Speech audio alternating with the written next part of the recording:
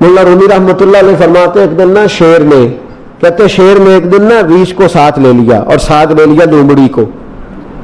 اس نے کہا اور شکار کرنے چلے. چلو جی, شیر کی مہربانی ذات لے لیا ہے, حالانکہ اس کو کسی کی مدد کی ضرورت ہے.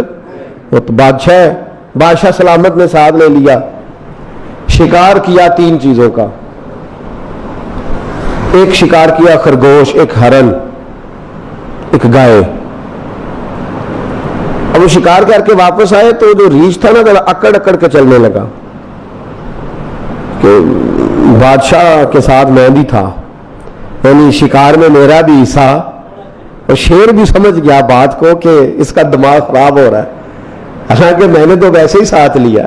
وہ ریچھ صاحب بھی نا تگڑے ہو گئے. انہوں نے کہا ہو میں ساتھ ہی تھا, کہ اب بادشاہ نے تو ویسے ساتھ لیا تھا کہ چلو 2-4 آدمی مل کے. تو وہ پیر بارش شاہ صاحب رحمۃ اللہ تعالیٰ علیہ سے کسی نے کہا کہ آپ کے جو شیخ ہیں, آپ کے مرشد ہیں, آپ کو بلا کے مشورے لیتے ہیں, کام لیتے ہیں, تو آپ تو بڑے خوش نصیب ہیں. تو انہوں نے کہا ہیر ہس بولے تے وہ مہربانی, ورنہ رانجے تے لاڈ ہی لڈاونے نے. انہوں نے کہا ٹھیک ہے, اگر اس نے مہربانی کر دی ہے تو اس میں میرا نہیں, ان کی نظر شفقت ہے. ہیر ہس بولے تے وہ مہربانی, انہوں نے مہربانی فرمائی ہے تو بڑی کرم نوازی ہے, ورنہ من آنم کے من دانم, جو میں ہوں اس کا مجھے پتا تو ہے ہی نا, تو میں اس میں اپنے آپ کو اتنا بڑا نہیں سمجھ. اس نے نا شیر نے بھانپ لیا. اس نے کہا کہ اس کے ذہن کے اندر بات آ رہی ہے کہ شاید میں کو بلا ہوں, تبھی تو مجھے اسپیشل بادشاہ نے کہا کہ چل میرے ساتھ شکار کرنے میں, ہے کوئی میرے اندر بات. اللہ اکبر. اس نے نا آ گئے, بیٹھ گئے. اس نے کہا اس سے بادشاہ نے کہ کیا کرنا ہے, اب شکار تو ہو گیا ہے. تو اس کے اندر تو سودا سمایا ہوا تھا نا. اس نے کہا جی کرنا کیا ہے, بانٹ کے کھانا چاہیے, بانٹ کے کھانا چاہیے. اس کو بڑا غصہ آیا. اس نے کہا اچھا تو مجھے کمزور سمجھتا ہے, میں جو چاہتا تھا کر سکتا تھا, میں نے تو عذرائے محبت تجھے عزت دی, ساتھ لے لی, اور تو بن کے ہی بیٹھ گیا ہے. انہوں نے کہا اچھا بانٹ کے کھانا چاہیے. کہا بالکل. کہا چلو بانٹو. پھر کیسے بانٹنا ہے؟ ہرن کا اور بکرے کا گوشت ایک جیسا ہوتا ہے, بلکہ ہرن کا زیادہ مہنگا ہوتا ہے, لذیذ ہوتا ہے. اب اس نے تقسیم کیسی کی, ریچھ نے چلاکی کرنی چاہیے. کہنے لگا جی تقسیم سیدھی سی ہے, آپ بڑے ہیں, گائے آپ کی, 3 جانوروں کا شکار ہوا نا, گائے, ہرن اور خرگوش. کہنے لگا آپ بڑے ہیں, گائے آپ کی, میں درمیانہ ہوں تو ہرن میرا, اور لومڑی چھوٹی ہے تو خرگوش ہے لومڑی کا. اس نے کہا تیرا پلا ہو جائے, کیسی تم نے تقسیم کی ہے. اس نے مارا پنجا اور ریچھ کو بھی مار دیا. اس نے کہا تو عجیب آدمی ہے بھائی, تجھے تو ذرا موقع دیا ہے تو نے ہاتھ ہی وہاں ڈال لیا ہے جہاں بالکل تیرا بنتا ہی نہیں تھا. اللہ اکبر. اس نے کہا اچھا مر گیا. اب لومڑی بھی سنبھل کے بیٹھ گئی. لومڑی ذرا تیز ہے, چلاک ہے. تو مولا رومی علیہ رحمہ کہتے ہیں, اور شیر کہنے لگا لومڑی سے چل تو تقسیم کر, تو تقسیم کر کیا کرنا چاہیے. تو کہنے لگی بادشاہ سلامت تقسیم بڑی سادی سی ہے, سویرے ناشتہ خرگوش کا کریں, دوپہر کو آپ جب کھانا کھانے لگے تو ہرن تناول فرمائے, اور شام کو ذرا آپ زیادہ کھاتے ہیں تو آپ گائے کھائیں. یہی تقسیم ہے. بڑا راضی ہوا شیر. اس نے کہا تو نے یہ تقسیم بڑی اچھی کی ہے, یہ کہاں سے سیکھی ہے؟ کہنے لگی ریچھ کی موت سے سیکھی ہے. ابھی مرا ہے میرے سامنے, اس کی موت سے میں نے سیکھی ہے, اس لیے کہ اگر یہ تقسیم نہ کی تو مر میں بھی جاؤں گی. بات تو تفنن کی ہے, ظرافت کی ہے. لیکن ملا رومی کیا فرماتے ہیں؟ وہ فرماتے ہیں دوسروں کی موت سے ہی سیکھ جا. حضرت عمر کا وصال ہوا, قبر پہ مٹی ڈالی جا رہی تھی. حضرت ابو درداء نے نا یہ مٹی پکڑی ہوئی ہے, تو ایک ایک چلو کر کے مٹی ڈالتے ہیں نا, پہلے 3 چلو ڈالتے ہیں کہ چلو ہمارا بھی اس نیکی میں حصہ ہو جائے. تو مٹی ڈالنے کے لیے نا مٹی پکڑی ہوئی تھی. توجہ ہے آپ کی میری بات پر؟ تو اس مٹی کو لے کر کے جا رہے تھے حضرت ابو درداء. مٹی لے کے جاتے حضرت سیدنا ابو درداء حضرت عمر کی قبر پر ڈالنے کے لیے, وہ پکڑی ہاتھ میں, مٹی ڈالنے کا ارادہ کرتے تو واپس آ جاتے, پھر جاتے تو واپس آ جاتے, پھر جاتے.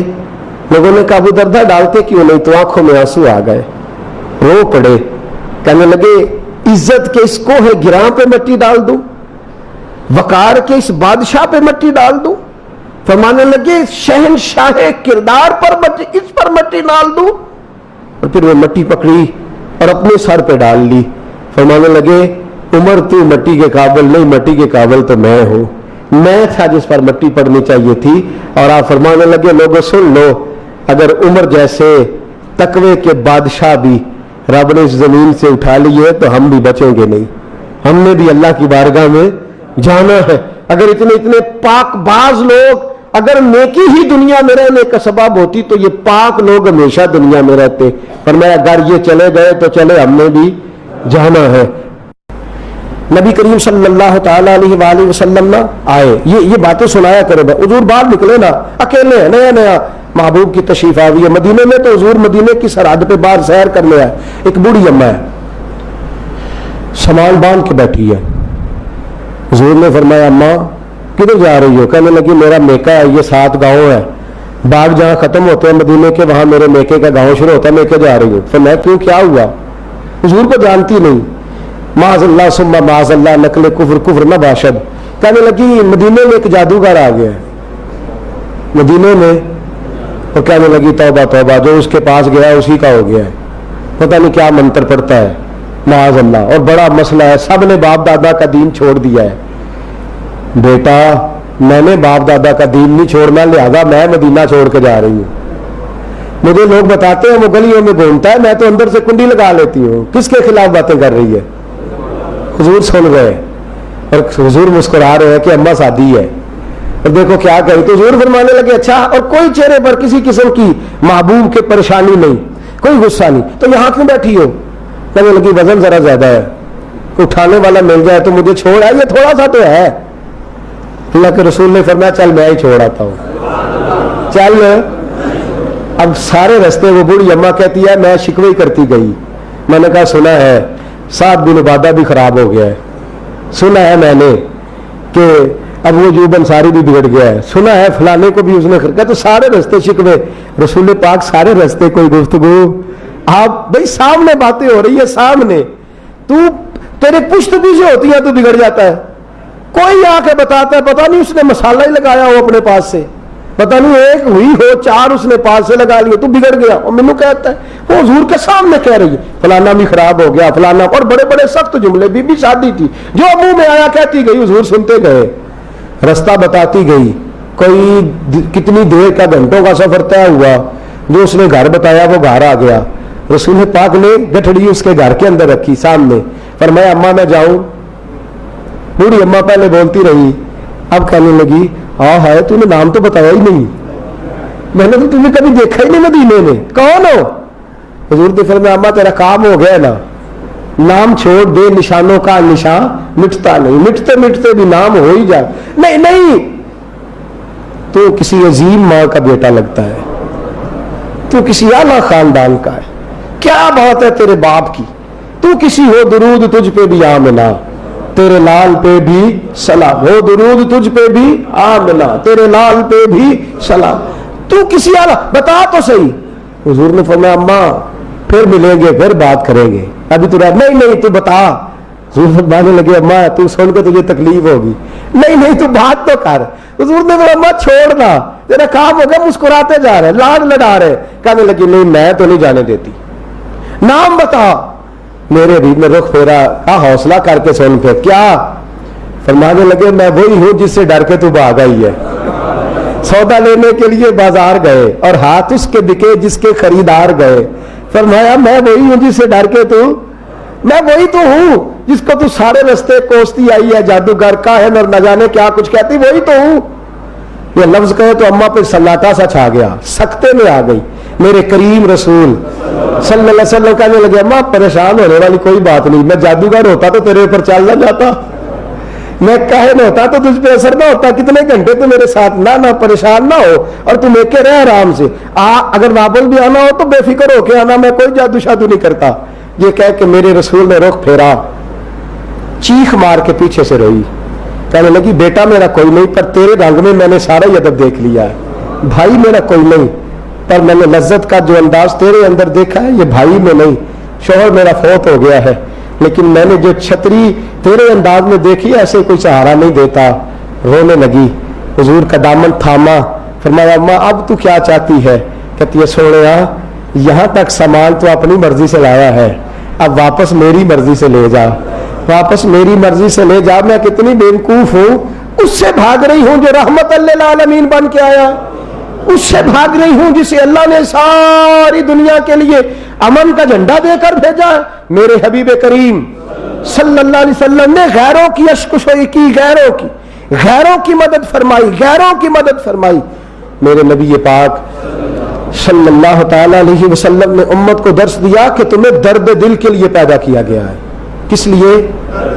درد دل کے لیے, اشک شوئی کا فریضہ سر انجام. تو دیکھیں نا, مزدور کو سہولت نہیں کرنی اور محفل نعت میں 50,000 دے دینا ہے, کیا کون سا دین ہم نے اوڑھ لیا ہے؟ ہم نے جو ہے وہ, ناراض نہ ہوئیے گا, یہ اس کو اللہ جانتا ہے, اس میں کوئی مطلب کی بات نہیں. قاری صاحب کے پاس 4 سوٹ نہیں آنے چاہیے, مسجد کے اندر اے سی لگاؤ.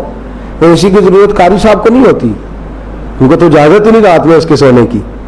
اپنے لیے سارے خرچے ہیں, لیکن جہاں ضرورت ہے اس پر لوگوں کی توجہ. ناراض نہ ہوئیے گا, یہ ہمارا فہم ہے, یہ ہمارا طرز حیات ہے. میرے نبی کریم صلی اللہ علیہ وسلم نے اشک شوئی کا فریضہ سر انجام دینے کی, اور کیا خوبصورت لفظ ارشاد فرمائے میرے نبی نے. حضور نے فرمایا کسی ایک غریب کی مدد کر, اللہ تجھے رمضان کے 10 اعتکاف کرنے سے زیادہ اجر عطا فرمائے گا. اور میرے رسول پاک صلی اللہ علیہ وسلم نے فرمایا یہ نہ کہنا میں کسی کے کام لگ گیا ہوں تو میرا کام رہ جائے گا.